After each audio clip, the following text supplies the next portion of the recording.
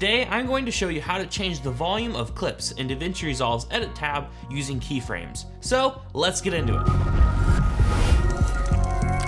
First off, we have our clip in Resolve. Now, if you want to learn how to set up DaVinci Resolve, check out some of my previous videos. So, here's our clip right here, and as you can see, the audio is all set up right. But if we want to make it higher or lower, we can just go to this little white line and drag it up or drag it down. Now, if we drag it up too much, when we hit play, it sounds alright in DaVinci Resolve, but when we export this video, it'll all be clipping.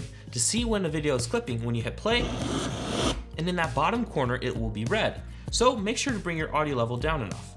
Now, in certain spots, say like right here, the audio is a little bit higher than the rest. And if we want to change that, we can just go to before the clip, and then open up the inspector tab if it already isn't open, and go to where it says volume, and then press on this little button right here. This is called a keyframe, and basically makes a mark in your clip and says the volume is this at this point. And if we go to a future frame by pressing the arrow keys forward, we can make another keyframe and then bring our volume down, just like that.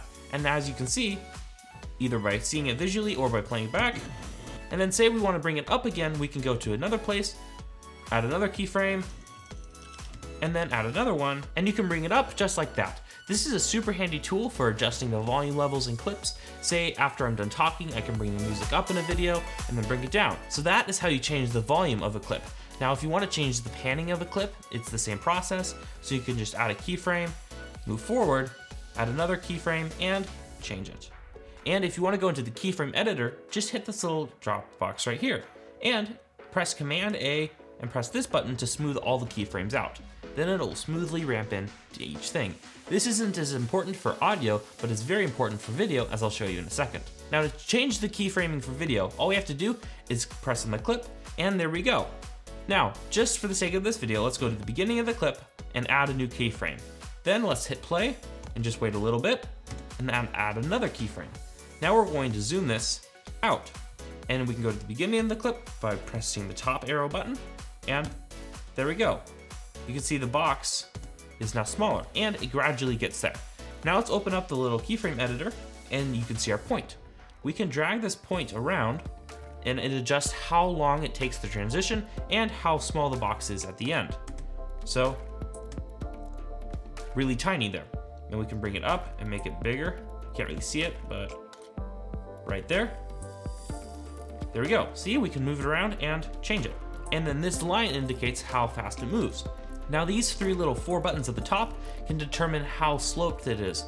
So I'll use this one a lot, and it slopes both ends. And now you can see that the keyframe is a curve. So when we hit play, it gradually goes into it. And we can go do the same thing at the top. Now, just like I did with the audio, a lot of times I'll just hit Command A to select all the keyframes just by going into the box and hitting Command A and pressing that button to smooth everything out. You can also do specific curves, and if you tap on one, you can change the exact curve and however it functions, just like this. So that's pretty much it. You can change the zoom, the position, X and Y, the rotation, anchor point, pitch and yaw, and pretty much everything. You can do the same thing for cropping. What else is there? Speed change stuff too. You don't do the speed change here, but there's a way to do that as well. You can't do it with stabilization, but you can do it with lens correction, and pretty much everything. Not all options will be available for keyframing, but most things are. But that's pretty much it for keyframing. If this video is helpful, please consider subscribing and hit that notification bell to see when the next video comes out.